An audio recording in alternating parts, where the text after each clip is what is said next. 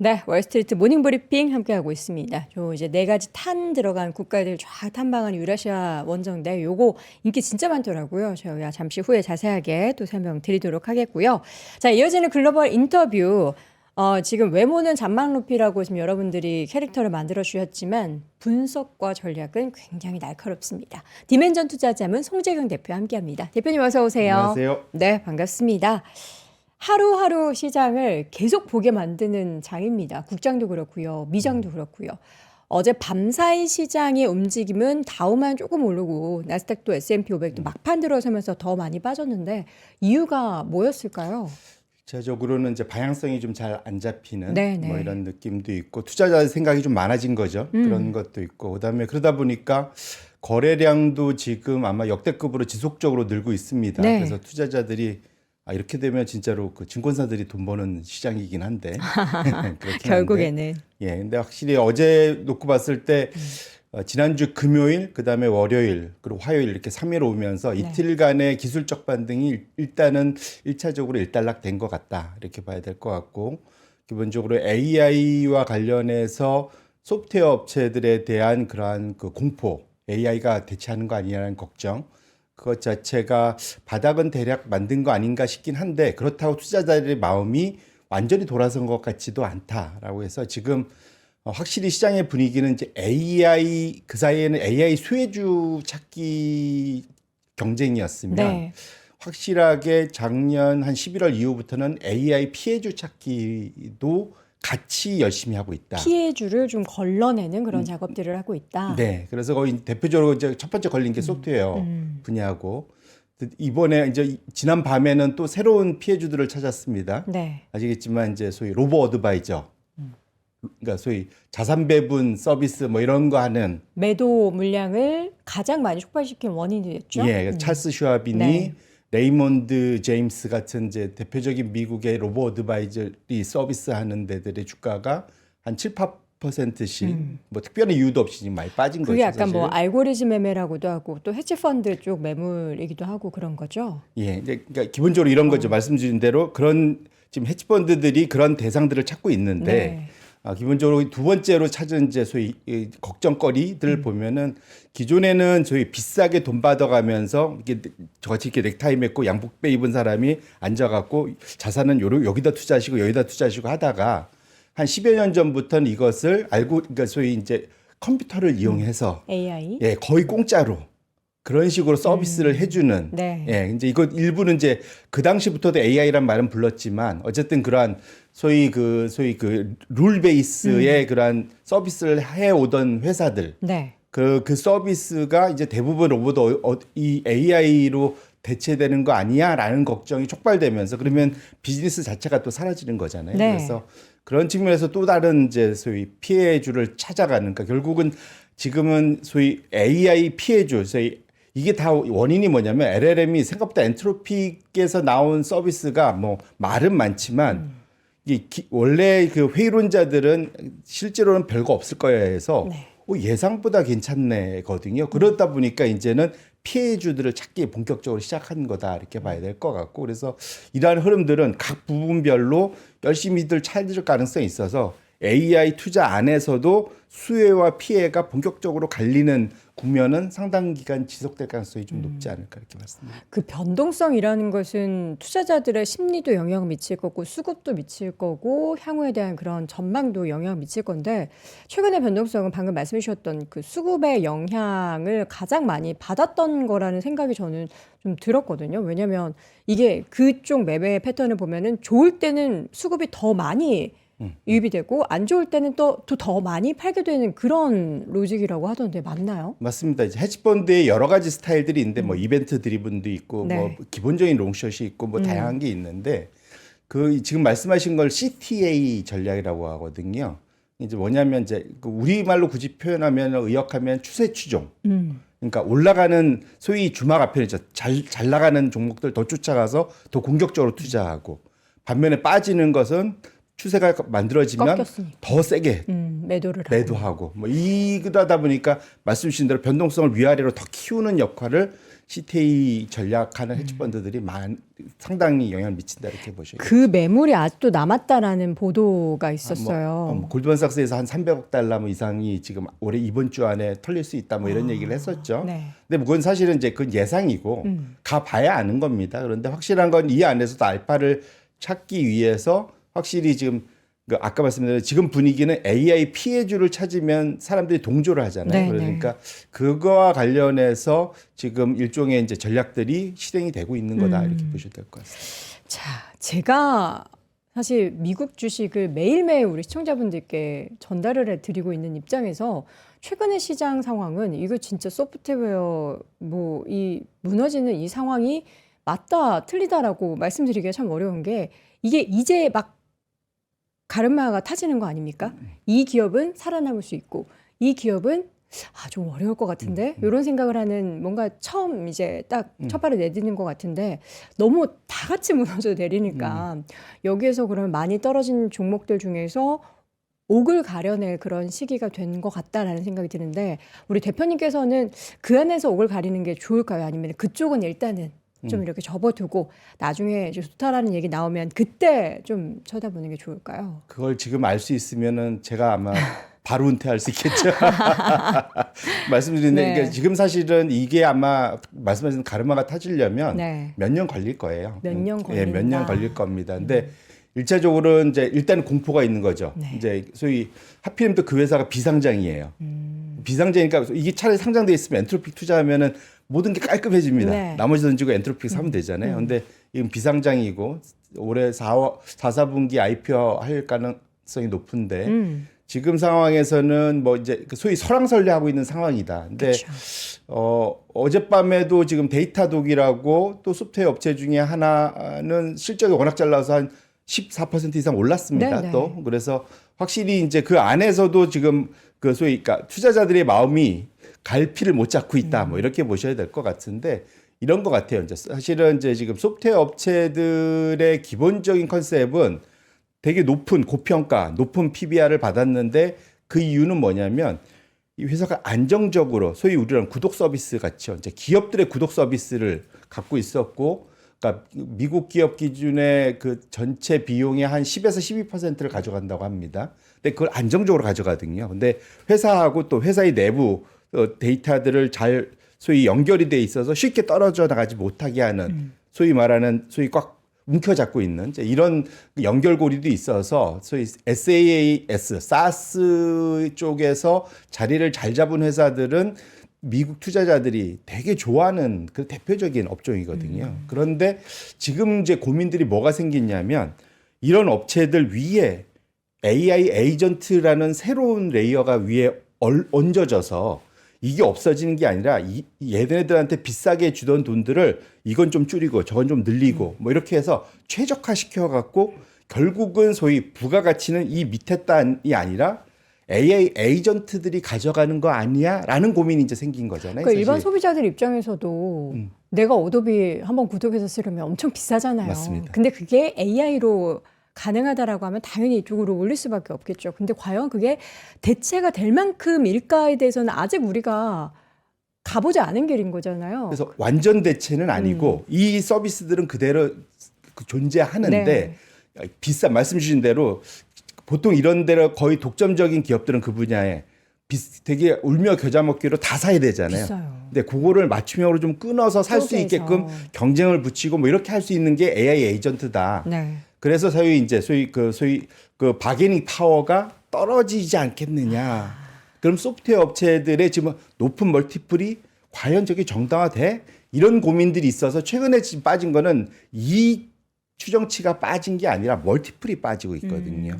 그런 측면에서는 이건 상당히 이 멀티플은 고무줄이거든요, 사실은. 그래서 투자자들이 늘 이게 좀 물 반씩이나 물 반 밖에 컵에 차여 있는 거 그렇게 쳐다보는 거기 때문에 상당히 뭐랄까요, 이거는 투자자들의 마음이 안정화될 때까지는 시간이 꽤 걸릴 수 있겠다. 그래서 실적 발표가 잘 나오면 올라갔다가 뭔가 또 안 좋은 뉴스 하면 뚝 떨어졌다. 이렇게 하면서 늘 우상향하던 추세가 확실히 지금은 변동성을 바뀐 것만은 분명하다. 이렇게 말씀드립니다. 멀티플 자체에 대한 기준점이 내려가 있다라는 것 때문에 맞습니다. 지금 상황에서는 그들 기업에 대한 투자가 주가가 내려왔다고 해서 적극적으로 우리가 저가 매수할 수 있을 만한 상황만은 아니군요. 맞습니다. 네네.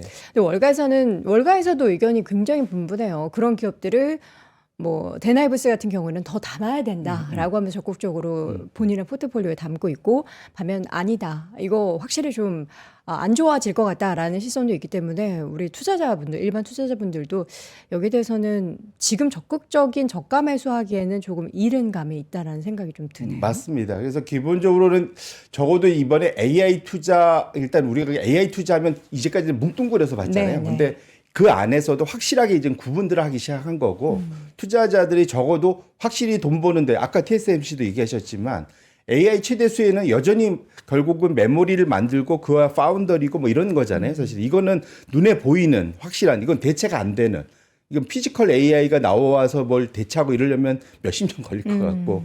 근데 지금 당장 LLM 베이스에서는 지금 이것이 대체 내지는 상당히 좀 뭐랄까 궁색하게 만드는 기존 비즈니스를 이렇게 만드는 쪽으로 갈 가능성에 대한 두려움은 쉽게 해소되기는 어려운 것 같아서, 아까 말씀 주셨던 대로 지금 주가, 그러니까 소위 낙폭 과대에 의한, 그러니까 소위 밸류에이션 매력, 보통 이것이 일반적으로 좀 주가 빠졌을 때 얘기하는 되게 쉬운 말이긴 한데, 아까 말씀드린 대로 이게 멀티플과 관련된 이슈들은 투자자의 마음을 돌려야 될 거고, 그 공포가 사라지기 전까지는 쉬운 일이 아닙니다. 근데 그 공포는 계속 지금 새로운 모델들이 나오면서 그걸 쉽게 없애기 어려운 상황이기 때문에 이런 분위기는 상당 부분 오래 갈 수 있다. 그래서 투자자분들도 그러니까 잘못하면 가서 장기로 보쳐줄 수가 있다는 것들도 좀 아실 필요가 있을 것 같습니다. 지금 이제 데이터독 오늘 이제 어닝 서프라이즈 기록하면서 주가 급등했다는 얘기 우리 또 홍재균 대표님도 함께 전달 주셨는데, 지금 채팅창 통해서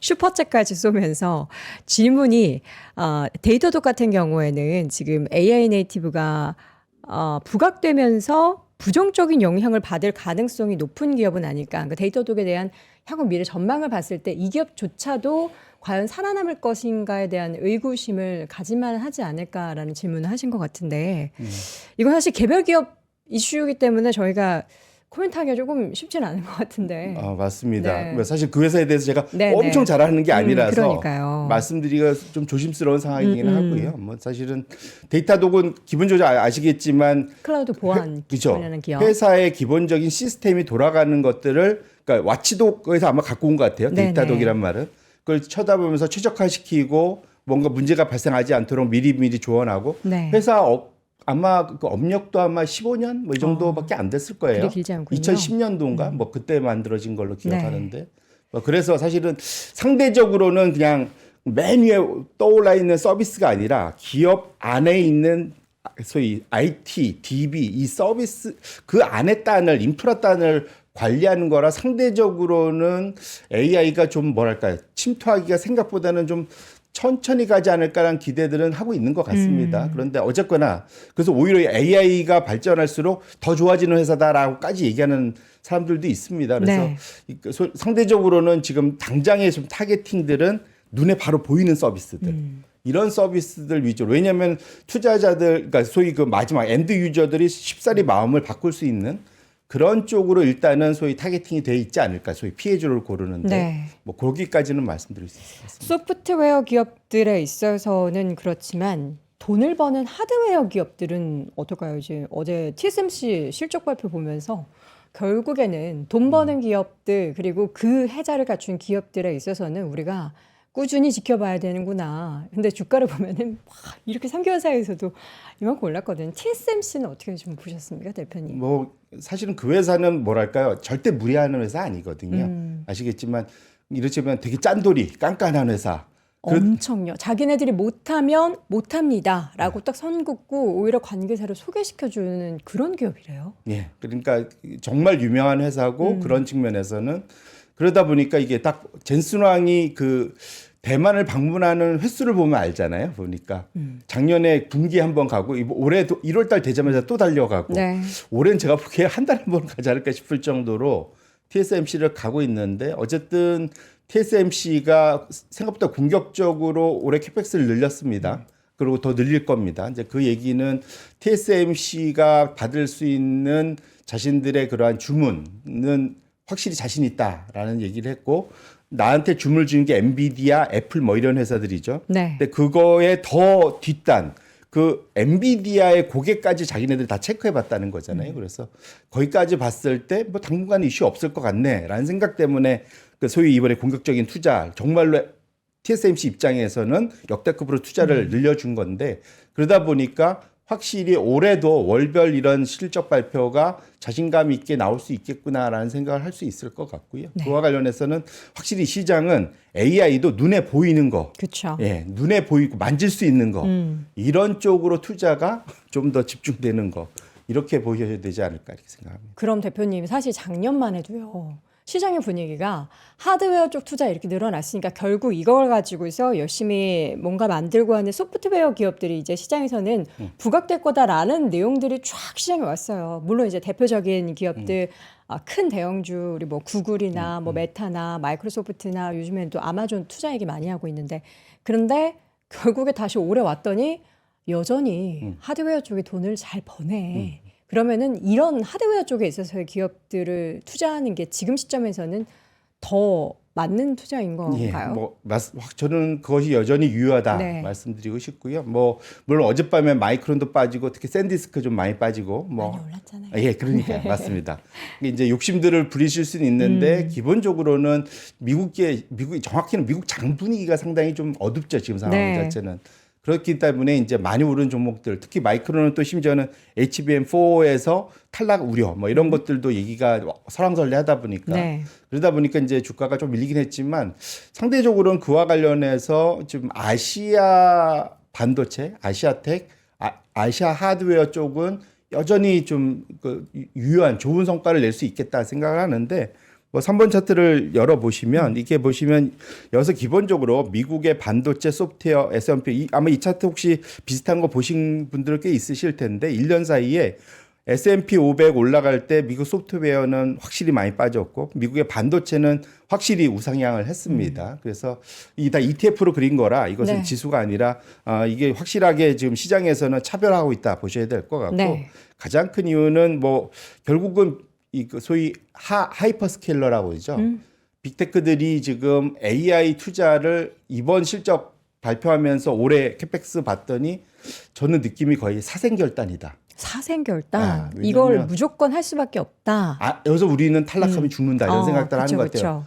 그러다 보니까 구글도 지금 이번 주에 다행스럽게 지난주에는 오라클이 250억 달러 채권 조달 성공했고 네. 어제 오늘 해갖고 구글이 지금 아까 보니까 312억 달러 그래서 미국 달러로 200억 달러 그다음에 유로 그러니까 영국과 스위스 프랑으로 해서 한 112억 달러 그렇게 합쳐갖고 300억 달러 이상을 가져갔는데 어찌 보면은 채권 시장이 다행스럽게 돈을 잘 빌려주고 있는 것은 정말 다행스럽다. 근데 거꾸로 말하면 야 이제는 그 사이에 소위 그 정말 우량하면서도 성장성이 높은 이런 정말로 갖추기 어려운 것을 갖고 있던 빅테크들이 야 이제는 뭐랄까 성장성도 뭐 예상보다는 조금 내려왔고 우량하다고 그랬는데 빚을 저렇게 내야 돼?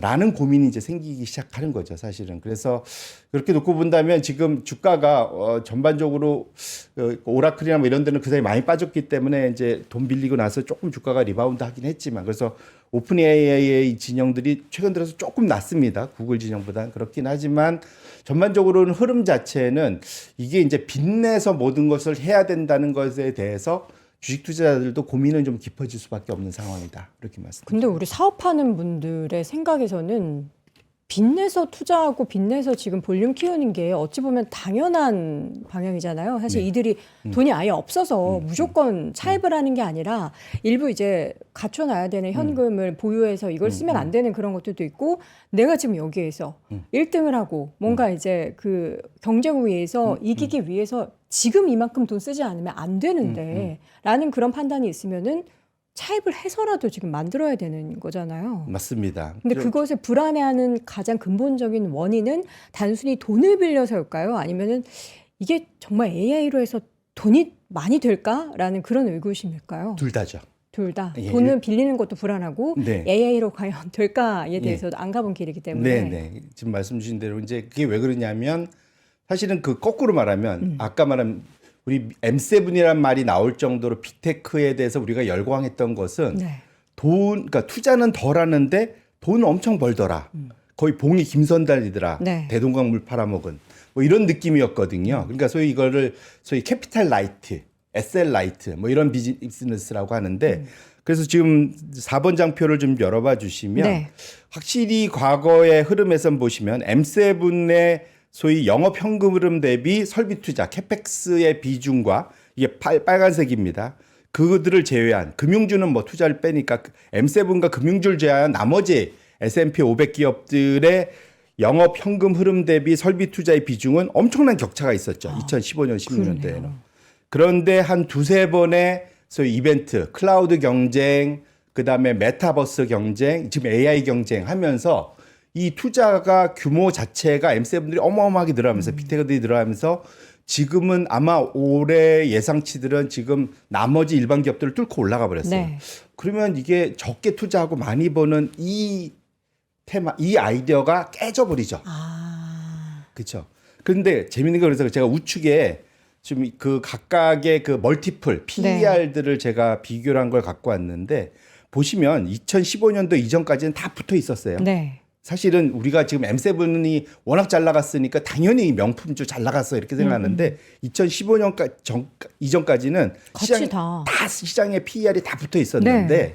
확실하게 2015년도 이후부터는 확 격차가 벌어졌죠. 그러네요. 그래서 지금 특히 소위 이제 코로나 전후로는 더 집에서 매달 이거 쓰다 보니까 더 벌어졌는데 네. 확실하게 지금 이 격차가 상당 기간은 유지됐습니다. 지금까지도 유지되고 있는데 지금 올해 정도로 이제 들어오면은 아까 말씀드린 대로 나머지 일반 중후장대형 비즈니스에 대해서 과연 빅테크들이 정말로 적게 투자하고 많이 버는 이 아이디어가 지속 가능한 거야? 완전히 그런 거 깨져버리는 거죠. 근데 거꾸로 하면 이 멀티플이 유지 가능해? 소위 명품주라는 게 다른 게 아니라 같은 값이면 같은 이익이면 더 높은 멀티플을 소위 적용해 주는 거잖아요. 27배나. 지금 중형주나 소형주는 17배, 16배인데. 이렇게 놓고 본다면 지금 우리가 근본적으로 고민해야 될 거는 현재 이런 투자 가능성이 지속될수록 저 높은 멀티플이 유지 가능한가에 대한 고민이 아마 이제부터 시작되고 있는 거다 보셔야 될 것 같고요. 사실은 더 근본적으로는 각자들은 다 원래는 자기만의 소위 그 일본말로 나와바리란 말이 있죠. 네, 영역. 예, 네, 자기만의 주력 분야. 독점적인 주력 분야. 예, 가 네. 있었습니다. 죄송합니다. 네. 근데 이게 무슨 말이냐면 구글은 소위 검색, 네. 메일, 뭐 메타는 기본적으로 SNS, SNS. 뭐 아마존은 무슨 커머스. 예, 그다음에 클라우드, 뭐 이런 식으로 네. 자기 분야들이 다 있었어요. 소위 각자 분야에서 자기만의 영역을 구축하고 갔었는데 이게 지금은 섞였죠. 모두 AI로 판으로 다 그렇죠. 들어온 거죠. 그러니까 과연 그러면 이 경쟁은 마치 약간 요즘에 이 정도 투자하는 걸 보면서 뭘 느끼냐면 우리나라 옛날에 SK 하이닉스 앞에 SK 없을 때 소위 이제 메모리 회사들이 세상에 막 열대 개 돼갖고 죽자사자 그냥 치킨 게임 할 때 네. 약간 이 느낌도 좀 봤거든요. 지금 사실은. 치킨 게임이라서 빅테크조차도 그렇죠. 어떤 기업은 이 많은 투자를 감당해내지 못할 수도 있다. 예. 지금 근데 왜냐하면 이건 지금 아무도 브레이크를 잡을 수 없잖아요. 그렇죠. 지금 브레이크 걸리면 지금 도태돼서 지금 끝나는 거죠. 그러니까 이래도 저래도 주군이 무조건 달려야 된다가 사실 저들의 생각이거든요. 그러니까 사실은 지금 우리 상황은 AI로 장밋빛을 살 그렸는데 아마 올해 실적이 올해 설비 투자 이 정도 나오는 걸 보면은 네. 멀티플에 대한 고민들이 좀 본격화되지 않을까. 그래서 우리 투자자분들도 우리 같이 이거는 고민할 필요가 있겠다 이렇게 말씀드립니다.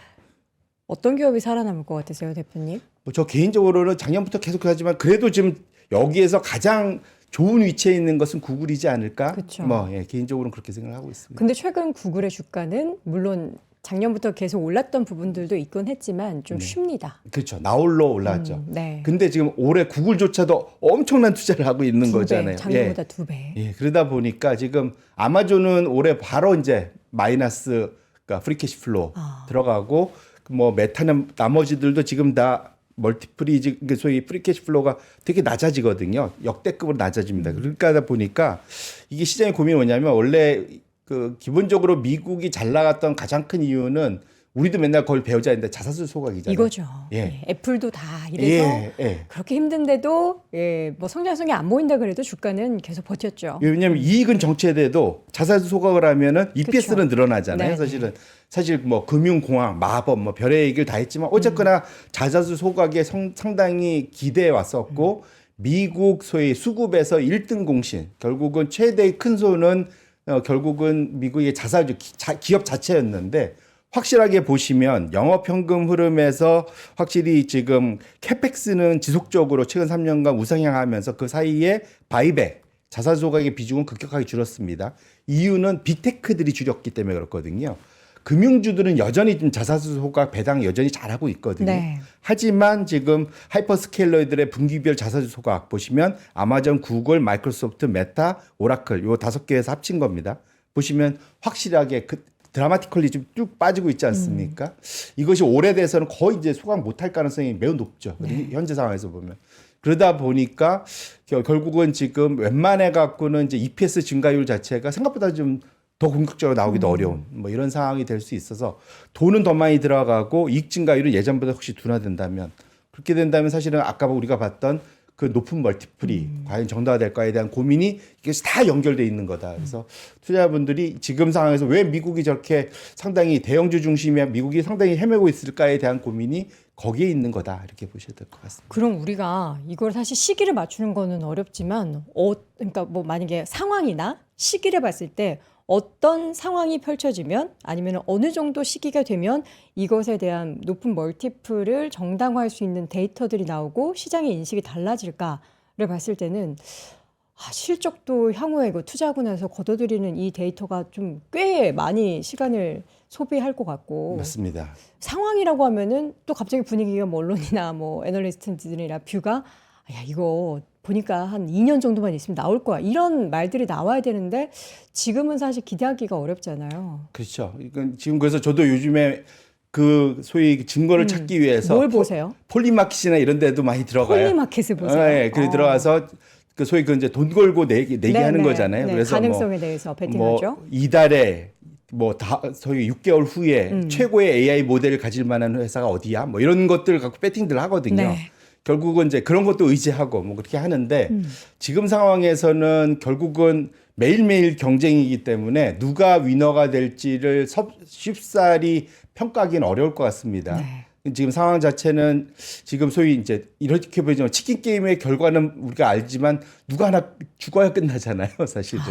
그렇지 않습니까? 그게 제일 쉬운 방법이고 아니면 이쪽에서 얼등하게 누구 하나가 팝업이 확 되거나 그래서 남들이 포기하게 하거나 뭐 이것 중에 하나지 않을까 싶어요. 제일 아름다운 것은 누군가가 갑자기 잘해갖고 남들이 그래 우리는 안 되는갑다 하고 좀 줄여주면 그게 제일 베스트인데 네. 사실은 그렇게 될 수 있을까? 기업의 속성상 그러니까 서로 치고받고 하는 것이 강화될 수밖에 없기 때문에 그래서 지금 결국은 누가 위너가 될지에 대한 찾기가 지속될 수밖에 없고 그런 것들이 이제 주가의 변동성을 더 키울 수밖에 없는 거다 저는 그렇게 생각하고 있습니다. 그런 상황에서 미국의 주가의 그 상승에 혹은 이제 하락에 뭔가 이 버팀목이 됐었던 자사주에 있어서의 소각도 불가피하게 투자로 인해서 급감하게 된다면 이게 하방에 대한 변동성이나 하방에 대한 지지력이 매우 약해질 수밖에 없는 상황이 되겠네요. 그래서 지금 보시면 연초 이후에 다우가 제일 좋고 네. S&P, 나스닥은 마이너스 뭐 이러잖아요 사실은. 그게 왜 그러냐면 빅테크한테 의지를 워낙 오래 했기에 왔기 때문에 그렇죠. 빅테크가 헤매다 보니까 지금 다 같이 이런 일이 벌어지고 있다 보셔야 될 것 같은데 근데 확실하게 미국 안에서도 지금은 개별 장세 굳이 표현하면 이렇습니다. 그래서 어제도 보면은 S&P 500 중에 300개 기업은 올랐어요 오히려. 그런데도 지금 지수는 좀 헤매고 있는 거거든요. 네. 그럼 워낙 그 대형주가 우리나라는 대형주가 이제 가니까 전체가 막 날아가는 건데 미국은 대형주가 못 가니까 지수는 지지부진한데 지금 보면 소위 이퀄 웨이트라고 그러죠. 동일 가중 ETF는 주가가 지금 사상 최고치를 좀 넘어서고 있습니다. 그러면 지금의 투자에 대한 그런 ETF 오히려 그렇게 오히려 동일 구분해줘야죠. 가중으로. 그리고 지금 시장의 흐름 자체는 확실히 경기 순환, 경기 방어 이쪽으로 확실히 좀 실물 경계하고 아까 제가 손에 뭔가 만질 수 있는 네네. 거라잖아요. 그래서 리얼띵 걔네들은 그렇게 표현하던데. 리얼띵. 예, 그러니까 진짜로 실물 쪽으로 흐름이 가고 있지 않나 싶고요. 네. 그래서 제가 이제 요 차트를 하나 갖고 와 봤는데 네. 결국은 지금 지난 페덱스, 5년 항공주. 지난 5년 고점을 둘 다 뚫었어요.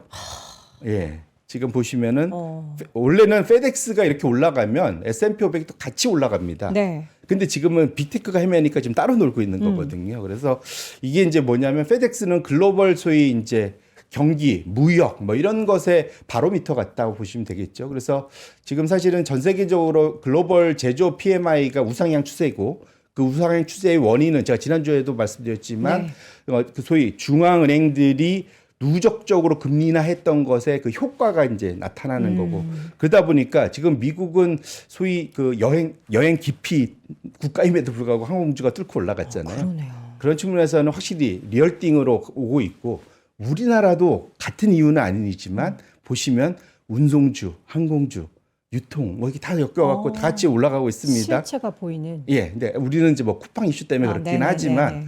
어쨌거나 흐름 자체는 같이 타고 있다는 것을 우리 투자자분들이 꼭 한번 흥미롭게 좀 보면 좋지 않을까 이렇게 말씀드립니다. 알겠습니다. 오늘 우리 송재경 대표님이 정말 지금 시점에서 우리에게 필요한 이야기들만 쏙쏙 꼽아서 이야기해 주셨는데 우리 시청자분들은 소위라는 단어를 꽂으셔가지고 소위라는 단어를 자주 쓰시나 봐요. 대위나 중위도 한번 다양하게 써주시기 바랍니다. 정말 고생 많으셨습니다. 디멘전 투자자문 송재경 대표와 함께했습니다. 대표님 고맙습니다. 고맙습니다. 자, 오늘도 월스트리트 모닝브리핑 함께 하셨습니다. 여러분들 이미 저희가 이제 4월에 떠나는 유라시아 원정대는 완판이 됐다라고 말씀을 드렸잖아요. 그래서 저희가 5월 달에 떠나는 유라시아 원정대를 미리 여러분들의 좀 니즈를 파악을 하고 있습니다. 그렇기 때문에 하루 만에 모집 마감됐었던 이 유라시아 원정대 나도 저기 가고 싶다 하시는 분들은 지금 바로 영상에다 링크 클릭하셔서 자세한 내용 확인을 해주시면 좋겠습니다. 저는 내일 오전 6시에 다시 돌아오겠습니다. 여러분 오늘도 고맙습니다.